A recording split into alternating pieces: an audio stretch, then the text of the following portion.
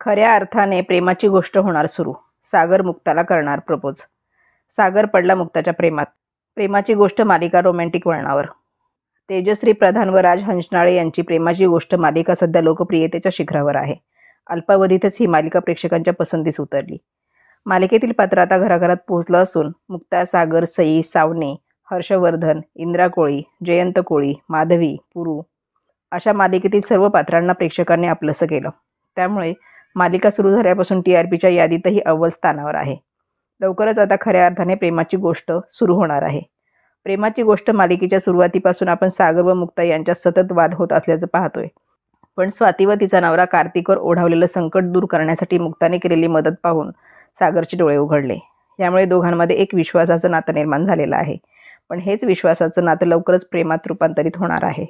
प्रेमाची गोष्ट मालिकेच्या पुढील भागात चक्क सागर मुक्ताला प्रपोज करताना दिसतोय.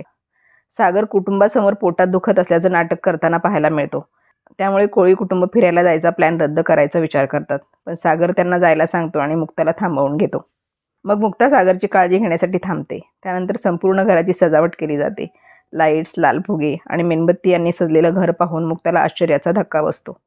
तेव्हा सागर येतो आणि मुक्ताला गुडघ्यावर बसून प्रपोज करतो.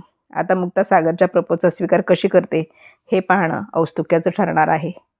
दरम्यान मुक्ता सागर यांच्यातील प्रेम पाहण्याची आतुरता प्रेक्षकांना होती आणि अखेर तो क्षण आला आहे. लवकरच दोघांमधील प्रेमाची गोष्ट सुरू होणार आहे.